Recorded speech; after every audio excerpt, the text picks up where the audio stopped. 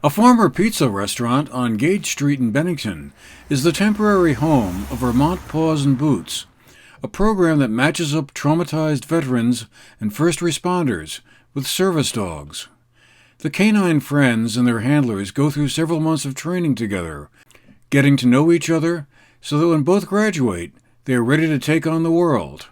Whether that's a walk in the park, a trip to a store, an extended road trip, or just coping with everyday issues that come up. Michelle LeBlanc, a Mount Anthony Union High School graduate in 1988, who went on to attend and graduate from Norwich University in 1992, was a canine handler when she was in the Vermont State Police. She was also in the U.S. Army's military police from 1992 to 97, and then served for more than 20 years in the Vermont State Police. She founded Vermont Paws and Boots in 2015 and serves both as its canine trainer and its executive director. The program draws applicants for its training from across the state, not just from Bennington County. She has trained 5 classes of service dogs and handlers and is now working with a 6th class, the first one at the Gage Street location. My hope is that we'll find a permanent facility, some land and a home, and the veterans will actually live on site and train full-time with their dogs. Right now we train about 2 days a week, and then we do periodic training, individual training with the teams. I only train service dogs. There's 3 categories, main categories: service dog, therapy dogs, and emotional support or companion dogs. So that's one of the things I do a lot of education about as well. Companion dogs or emotional support dogs are really just your pets at home. They make you feel good. They do not have any rights to any public access unless it's a dog-friendly establishment like a pet store. Therapy dogs you're seeing more in college campuses, nursing homes, courtrooms. They help a large group of people to feel good, make them calm down. College campuses are using them for tests. My program, I will only do service dogs. These are actually working dogs that are trained to perform a task for a specific individual, and they have to perform a task for only that individual and nobody else. So there's a huge difference, and they have all the rights to go into private establishments or businesses that don't typically allow dogs. So that's a huge thing. We're working right now with the local VAs, White River Junction and the Lakeside Clinic up in Burlington, and actually having to educate even the counselor staffs about the 3 different types of dogs. So with my service dogs, they not only come in and it takes about 3 months for them to learn their basic obedience. And that's just like maybe your pet at home. Sit, stay, down, here, come, leave it. Those are basic commands that every dog in my program has to learn. Phase 2, we start setting up into specific task drills.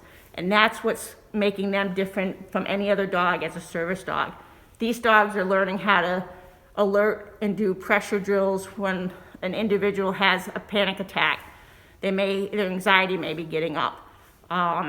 They're in a restaurant and people are agitating them. It calms their dog down. They're also lift assist dogs. So you'll see today, and we'll demonstrate, a lot of the dogs that are with their handlers, they may have a disability such as an amputee. They may have back injuries, leg injuries. So that dog actually braces for them, and they push off for them to stand up from a chair, or maybe if they fell down. They also pocket, which means we want them, again, I teach my teams to be very courteous to the public. We don't want the dog out in the middle of an aisle. So they're taught to pocket under their legs, behind a chair, anywhere out of the public view. So if they're on an airplane, they're contained into a small space. They may have to, in a crowd, or a grocery store, like I showed you some of our training apparatus that we have, they do what's called a post and a cover drill.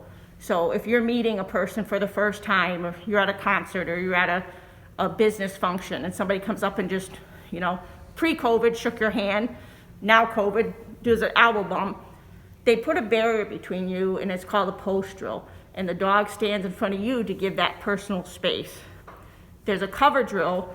A lot of our people that suffer from PTSD, and whether they're first responders or military, we don't like things behind our back. We want to be able to cover our 6, as we call it. So the dog stands behind them in a cover drill and covers their 6. So if somebody comes up behind them and the dog reacts to that, they feel that on their service dog lead, and they know to look behind them that somebody's there. These all make them stand apart from any other dog, from the therapy dogs to the comfort dogs. That's another 3 months. Then we go out into the actual general public, which is phase 3 of my program. That's when the tasks that they've learned here in a controlled, safe environment for them. We also got to talk with a few of the folks in the class about how it was going with building trust and a relationship with their canine buddies. Yeah, and so like one of the things that's happening for us today is Luke and I live very rural. We don't see people much. So he's got a lot of stuff going on that he's noticing. But by him noticing, I don't have to be hyper vigilant. And you know, we're together 24/7. It's very rare that we're apart at all. I think for those of us with PTSD, a lot of people, because they don't see the work that the dog does for us, they don't really understand it, but it allows us to, and I'll only speak for myself, it allows me to interact with people.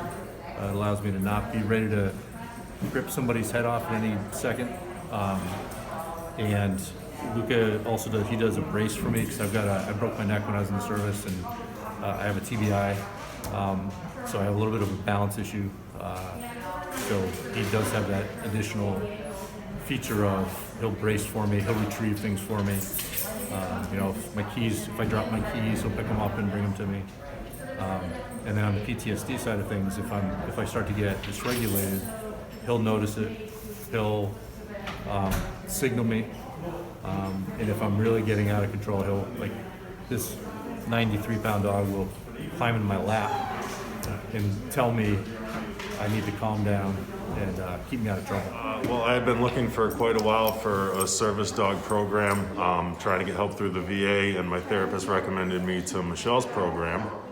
I did the interview process, the application, and then Michelle matched us with Bear. And initially we just met him to see if we clicked, and he seemed pretty content with us, so we started training in the program. So he goes wherever you go 24/7? Is that Yeah, 24/7 with the exception of on occasion, because it's good for the dog to be separate from the handler. So occasionally, like when I go somewhere with the children, we'll let him stay at home, or my fiance will take him running or walking as opposed to me. It's not often, but we do it often enough that he doesn't have separation anxiety, so he doesn't develop that. It takes a while to get a working relationship with the dog, but it was very helpful. Michelle walks us through the process. When we first got Bear, the first few weeks, there was just very little training. It was just making his home comfortable and kind of like his happy place. And then we started phasing in short-term drills, 10 minutes a day, and then a couple hours a week, and now we do it 2 days a week and have a training schedule at home. Darlene Cum is one of the members of the board of Paws and Boots. I came from a very military family. My dad, 101st Airborne, Battle of the Bulge, so we're very military oriented. You see a lot of sadness in this post-traumatic stress syndrome, and she cares, and she started this program, and she does wonderful, wonderful things. You know, I was with her in Burlington where they honored her, the Red Cross honored her. She's a great person, and she does this because she loves what she does. The program is free to veterans and first responders accepted into the program, and for more information about Vermont Paws and Boots, visit their website at vermontpawsandboots.org or follow them on Facebook. For the GNAT-TV News Project, I'm Andrew McKeever.